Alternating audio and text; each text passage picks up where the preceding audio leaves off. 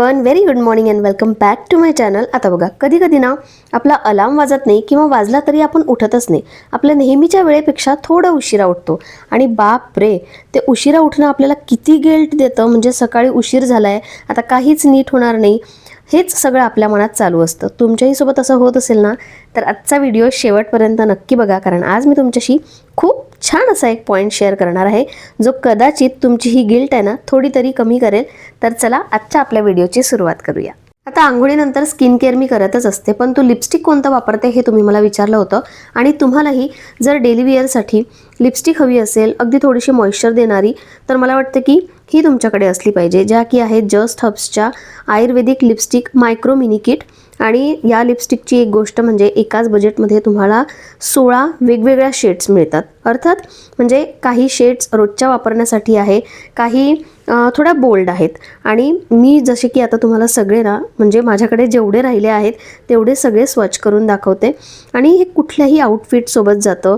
आपल्याला खूप महागड्या अशी लिपस्टिकची पण गरज नाही. रोजच्यासाठी स्पेशली आपल्या इंडियन स्किन टोनला एकदम सुपर सूट होणारे असे शेड्स आहेत.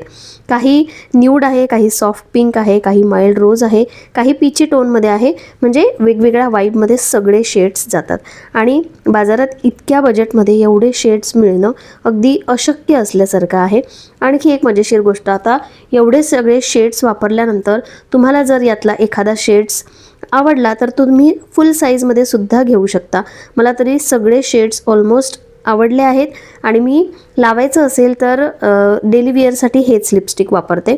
तुम्हाला हवं असेल तर मी टॅग केलेले आहेत. आता छान नाश्ता करून घेते. आज अगेन पोहे केले आहे आणि सकाळी उशिरा उठणं झालं तर आज काही टिफिन देता नाही आला, कारण मी स्वतः 8:45 वाजता उठले आणि अश्विनला 9:30ला ऑफिसला जायचं होतं. मग पटकन चहा आणि नाश्ता बनवून दिला. आता अश्विन ऑफिसमध्येच जेवतील आणि आमच्या दोघांसाठी म्हटलं की खूप असं स्वयंपाक नाही करत, फक्त डाळ भात आणि वाटलंच तर मग बटाट्याच्या काचऱ्या किंवा मग बटाट्याची भाजी, जशी ती फ्रेंच फ्राईज सारखी असते ना. ॲक्च्युली रियांश लहान होता तेव्हा मी त्याला फ्रेंच फ्राईजची भाजी आहे असंच म्हणायचे, तर ते अजूनही असंच चालू आहे की फ्रेंच फ्राईजची भाजी बनवूया. तर तसं करेल किंवा मग नुसतं डाळ भातच म्हटला रियांश तर ते पण बनवू शकते. सगळ्यात आधी तर आता उशीर झाला आहे आणि भूक लागली आहे, तर पोहे खाऊन घेते आणि त्यानंतर मग छोट्या मोठ्या कामांची सुरुवात करते.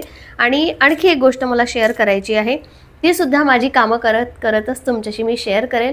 आणि हो, व्हिडिओ बघताना जर तुम्हाला एखादी जरी गोष्ट आवडली ना, तर ती कमेंटमध्ये मेन्शन करत जा किंवा तुमच्याशी रिलेटेबल असेल, तुम्ही असं करत असाल तर ते सुद्धा मला सांगत जा.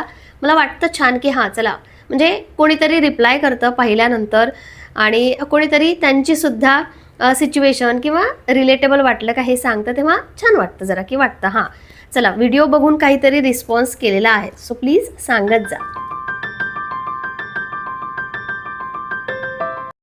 याच्याशी तर सगळ्याच स्त्रिया रिलेट करतील. ज्या दिवशी नवरा बाहेर जेवणा असेल तेव्हा आपल्या डोक्यात ना एक वेगळाच विचार असतो की आज फक्त आपणच तर आहोत, मग एवढा तामझाम कशाला करायचा, काहीतरी काम चलाव केलं तरी काम चालेल. आणि असं नाही आहे की स्वयंपाक आपण फक्त नवऱ्यासाठीच करतो, पण तरीसुद्धा मनातून ना एक हलकीशी सुट्टी घेतल्यासारखं आपण आज काम कमी करायचं आहे, आज काहीतरी सोपं किंवा काहीतरी जुगाडू करायचं आहे. म्हणजे खूप भाजी पोळी भात वरण हे सगळं करण्यापेक्षा थोडं आपण आज काहीतरी बाहेरूनच आणूया किंवा लवकर होणारं करूया, हे सगळं आपल्याला मनात चालू असतं. आणि असं रोज होत नाही, रोज व्हायलाही नाही पाहिजे, पण कधीतरी असं झालं ना की मनातून खरं सांगू छानही वाटतं, स्वतःला एक सुट्टी मिळाल्यासारखी वाटते. आणि मला तरी वाटतं की असं सगळ्या स्त्रियांसोबत होतंच आणि हे अगदी नॉर्मल आहे. आता सुरुवातीला जे मी बोलले होते सकाळी लवकर न उठण्याचा गिल्ट, याबद्दल बोलूया. आता मला तरी असं वाटतं, काय माहिती किती जणांना हे पटेल, पण सकाळी उठणं महत्त्वाचं नाही आहे. खरं तर आपण किती वाजता उठतो यापेक्षा आपण उठल्यानंतर काय करतो हे जास्त महत्त्वाचं आहे. आणि हो, मान्य आहे की सकाळी उठणं चांगलं असतं. 4 वाजता 5 वाजता 6 वाजता उठणारे लोक खूप डिसिप्लिन वाटतात, पण प्रत्येकाची बॉडी, प्रत्येकाची लाईफ आणि प्रत्येकाच्या जबाबदाऱ्यांना सारख्या नसतात. खूप जणांना सकाळी उठता येत नाही आणि त्यातलीच मी सुद्धा एक आहे. मला 6 वाजता उठणं सुद्धा ना कधी कधी खूप कठीण वाटतं आणि मग काय होतं, आपण स्वतःला कमी लेखायला लागतो आणि मी सकाळी उठू शकत नाही, म्हणजे मी काहीच नीट करू शकत नाही, मी हे करू शकत नाही, मी ते करू शकत नाही, किंवा मी कधीच हे करू शकणार नाही, यासुद्धा लिमिटपर्यंत आपण जातो. पण खरंच असं नसतं. मी नुकताच ना एक आर्टिकल वाचला होता आणि मला वाटलं की हा म्हणजे माझ्यासाठीच तो आर्टिकल होता आणि म्हटलं चला माझ्यासारख्या आणखी माझ्या बऱ्याचशा मैत्रिणी असतील तर त्यांच्यापर्यंतही थोडीशी का असे ना माहिती पोहोचावी. खरं सांगू, तो आर्टिकल वाचल्यानंतर माझ्या मनातला सुद्धा एक खूप मोठा गिल्ट आहे तो हलका झाला. त्या आर्टिकलमध्ये अगदी सोप्या पद्धतीने एकच गोष्ट सांगितली होती की तुम्ही 4 वाजता उठता किंवा 8 वाजता उठता, यापेक्षा तुम्ही उठल्यानंतर तुमचा वेळ कसा वापरता हे जास्त महत्त्वाचं आहे.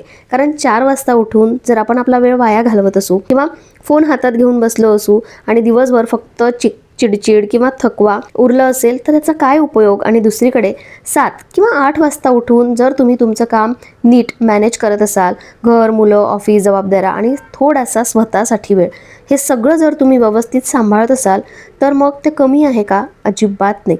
खास करून स्त्रियांसाठी हा खूप महत्त्वाचा मुद्दा आहे. कारण ना आपण सकाळी उठतो आणि उठता क्षणी आपली ड्युटी सुरू होते. स्वतःसाठी वेळ घ्यायचा हे तर म्हणजे आपल्याला मनातही येत नाही. म्हणून प्रत्येक स्त्रीने स्वतःला एक गोष्ट समजून द्यायला हवी की मी किती वाजता उठते यावर माझी किंमत ठरत नाही, तर मी माझा वेळ कसा मॅनेज करते, माझ्या जबाबदाऱ्या कशा निभावते आणि मी स्वतःसाठी किती प्रयत्न करते यावर स्वतःची किंमत ठरते. आणि म्हणूनच जर तुम्ही तुमचं काम व्यवस्थित करत असाल तर सकाळी न उठण्याचा गिल्ट अजिबात मनात ठेवू नका. पटलं असेल तर कमेंटमध्ये ॲग्री लिहा आणि लाईकसुद्धा करा.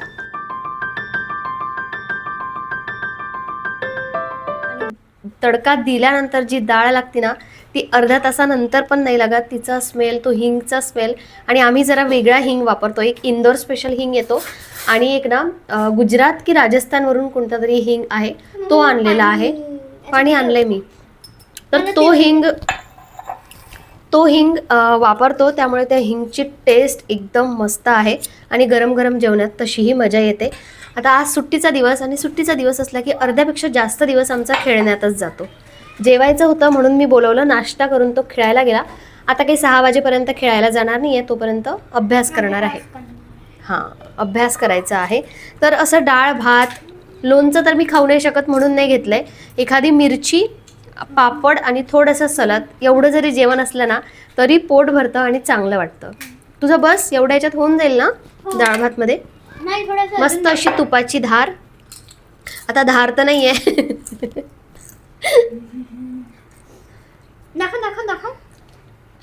तुपाची धार नाही पडणार आहे, चम्मचच घ्यावं लागेल. गड्ढा हो गया इसमें.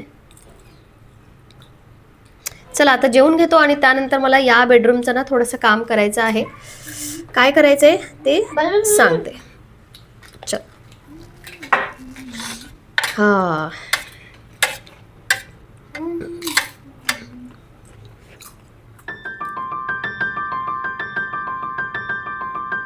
या बेडरूमची ना मला डस्टिंग करायची होती. तसं तर दिवसभर बेडरूम बंदच असते कारण अश्विन इथे काम करत असतात. सकाळच्या वेळी झाली तर क्लिनिंग होते, नाहीतर मग ती तशीच राहून जाते. आता क्लिनिंगमध्येही खूप असं नसते, म्हणजे डस्टिंग असते. एक तर बेडशीट चेंज करणं, बेड बॅग क्लिनिंग आणि ते जे शो पीसेस आहेत त्याची थोडी डस्टिंग होते. बाकी शेल्फ काढून ते व्यवस्थित क्लीन करणं किंवा वॉर्डरोब क्लीन करणं हे काही आपली रोजची कामं नाहीत. वॉर्डरोब तरी मी करते, पण हा जो मोठा शेल्फ दिसतोय ना, स्टोरेज दिसतोय डेस्कच्या वरचा, तिथे सगळं अश्विनचं सामान ठेवलेलं आहे आणि तिथे मी हातच लावत नाही. जेव्हा त्यांना करायचं असेल तेव्हा त्याची ते डस्टिंग क्लिनिंग करत असतात. पण आता 2 ते 3 दिवस झाले बेडशीट काढायची आहे चालू आहे, पण इवन बेडशीटसुद्धा काढणं झालं नाही असं होतं माणसांचं. आणि त्यातल्या त्यात हा बेड आहे कोपऱ्यात, तर याची बेडशीट काढून परत लावणं थोडंसं अवघड आहे. खूप असं नाही, पण तरीही ते वाटतं ना. आता मेन बेडरूममधला जो बेड आहे तो कसा मिडलमध्ये आहे आणि तिकडची बेडशीट इकडच्यापेक्षा जास्त वेळा चेंज होते, कारण तिकडे आमचं जास्त वावर आहे. इकडे कसा रियांश एकटा झोपतो, कधी कधी तोही झोपत नाही आणि त्यामुळेच इकडे खूप अशी क्लिनिंगची गरज नसते. आता सगळी डस्टिंग करून घेतली. चेअरवर जे काही एक्स्ट्राचे कपडे होते ते पण काढून घेतले. आता ही चेअर तर सोडाच, मी तुम्हाला मेन बेडरूममधली चेअर दाखवते. तिकडचा जो पसारा आहे ना त्या चेअरवरचा, तो मला माहिती नाही की कधी कमी होणार आहे किंवा कधी ती चेअर रिकामी होणार आहे.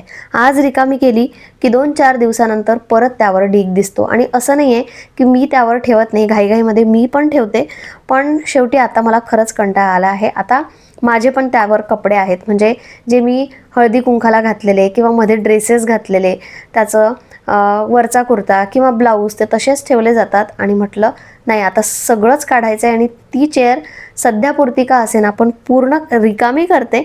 मला माहिती नाही 4 दिवसानंतर परत ती भरेल, पण मी आता ट्राय करणार आहे की त्यावर जास्त कपडे नको. आता चला, चेअर तर रिकामी झाली आणि लगे हातो मी रियांशचा डेस्क पण थोडा व्यवस्थित करून घेतला. आता हा डेस्क आणि टीव्ही युनिट या जागा तर रियांशनी ना अशा घेरलेल्या आहेत, म्हणजे इकडे वस्तू असतात तिकडे वस्तू असतात आणि कितीही म्हटलं ना तरी काही उपयोग नाही. त्यामुळे 2-4 दिवसांनी फक्त तो ऑर्गनाईज करत राहायचं एवढंच काम आहे बस. कधी कधी असं वाटतं ना की खूप एन्जॉय चालू असतो, म्हणजे कधी कधी माझ्या कामांमुळे मला रियांशच्या अभ्यासाकडे लक्ष देता येत नाही आणि कधी कधी मला खरं सांगू त्याचं गिल्ट पण वाटतं, म्हणजे माझ्यामुळे त्याचा अभ्यास कमी व्हायला नको किंवा त्याचं काही नुकसान व्हायला नको, बस एवढंच. पण आता मी एक गोष्ट ठरवली आहे की लाडाच्या जागी ठीक आहे, पण थोडं स्ट्रिक्ट होणं ही गरजेचं आहे. आपण मुलांचे खूप लाड करतो, कधी कधी त्यांच्या मनाप्रमाणे वागावं लागतं, बोलावं लागतं, पण आता अभ्यासाच्या बाबतीत, डिसिप्लिनच्या बाबतीत ना थोडी शिस्त ही लागतेच. आता बघा, 1 महिना गेला की लगेच एक्झाम्स चालू होतील, म्हणून म्हटलं की चला आत्ता तयारीला लागलं पाहिजे. कारण मुलांची परीक्षा म्हटलं की खरं तर आपलीच आधी परीक्षा असते. जोपर्यंत आपण घेऊन बसत नाही ना तोपर्यंत ते काही बसत नाही. बरेचसे मुलं असतात जे आपोआप करतातही, पण रियांश त्यातला नाही आहे. म्हणून मला आता थोडं स्ट्रिक्ट व्हावं लागेल. आता स्केल हातात घेतली आहे म्हणजे लगेच मारणार नाही आहे, आणि अभ्यास करायचा आहे म्हणून स्केलच घेतली पाहिजे असं सुद्धा नाही आहे. उलट मुलं ना कधी कधी त्यामुळे करत पण नाही. पण म्हटलं चला, आज खूप झालं होतं त्याचं, सुट्टीचा दिवस निव्वळ वाया घालवला होता, म्हणून अगदी शेवटच्या क्षणी मला ती स्केल घेऊन बसावं लागलं. आता कसं आहे, मुलांना चांगले मार्क्स मिळाले तर आपलं नाव कोणीच घेणार नाही, पण जर कमी मार्क्स मिळाले तर तू लक्षच दिलं नाही, तू त्याचा अभ्यासच घेतला नाही, आणखी बऱ्याचशा गोष्टी, फक्त अभ्यासाच्या बाबतीतच नाही बऱ्याचशा बाबतीत हा सगळा ब्लेम ना शेवटी एका आईवरच येतो. हे सुद्धा सत्य आहे, आपण कितीही नाही म्हटलं तरी. आणखी एक गंमत तुम्हाला सांगते. जेव्हा मी ती स्केल घेऊन बसली ना तेव्हा रियांशचं चालू होतं, हे बघ मारू नको हा, माझ्या शाळेतली मुलं बघतात, माझ्याजवळ जो बसतो ना तो पण बघतो, जर तू मारलेला व्हिडिओ त्यांनी मला सांगितलं की मी तुझा असा असा व्हिडिओ बघितला तर मग बघ मी यापुढे कधीच अभ्यास करत नाही. बापरे, म्हणजे असं वाटतं की आपण करायला जातो एक आणि आपल्यालाच दुसरी धमकी मिळते. मी मारायचं तर नव्हतंच, मला फक्त ती एक असते ना भीती, ती दाखवायची होती, पण ती भीती शेवटी माझ्याच येऊन पडते की जर मारलं तर अशी धमकी मिळते अक्षरशः. खरंच मुलांना काय करावं समजत नाही कधी कधी. चला, आता परत डिनरच्या तयारीला लागले आणि आज सकाळी डाळ भात केला होता म्हणून चपाती करणं तर मस्ट होतं. सकाळची खूप जास्त डाळ राहिली होती आणि कधी कधी तुम्हाला आवडतं का माहिती नाही, पण मला तरी खूप आवडतं. नुसतं फोडणीचं वरण म्हणजे तडका दिलेलं वरण आणि मस्त मऊ लुसलुशीत असे फुलके किंवा चपाती मस्त तूप लावलेली, छान वाटतं. अगदी हे सुद्धा साधं जेवण आहे पण मस्त मनापासून जेवलं जातं. तर तेच मी करते, डाळीला तडका दिलाय आणि चपात्या करून घेतल्या आणि इथेच मी माझा व्हिडिओसुद्धा संपवते. आय होप आजच्या व्हिडिओमधल्या बऱ्याचशा गोष्टी तुम्ही रिलेट केल्या असतील, आणि केल्या असतील ना तर कमेंटमध्ये ॲग्री लिहायला विसरू नका. व्हिडिओ आवडला असेल तर लाईक पण करा. चला, भेटूया आपण पुढच्या नेक्स्ट व्हिडिओमध्ये. तोपर्यंत bye bye and take care.